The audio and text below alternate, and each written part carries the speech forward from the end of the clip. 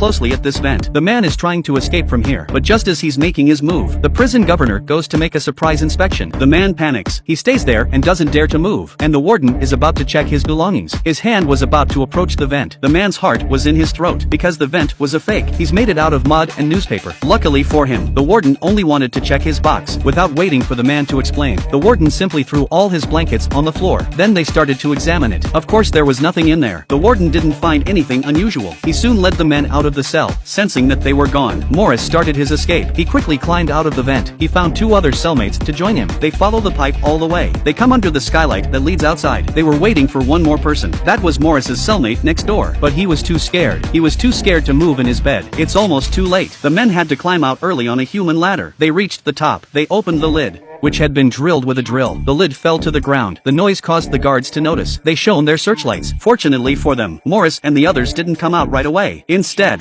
they snuck inside and hid until it was safe outside. Only then did they sneak out to avoid the guards' searchlights. They sneak along the walls. When they came across a fence, they climbed over it. They crawl through pipes when they come across them, until they're over the last fence. They came to a big road. The three of them ran as fast as they could. They made it to the sea, surrounded by an endless sea. Although they didn't have a boat, but they have inflatable waistcoats secretly converted from Macintoshes. They take out their gear, blowing air into it as hard as they could, and finally they put it on. They jumped into the sea. Until the next day when the wardens came to check on them. He saw Morris, who was still asleep after hours. He tried desperately to wake him up, only to find that he was unconcerned. In a fit of rage, the warder, Damn it, Morris, I said get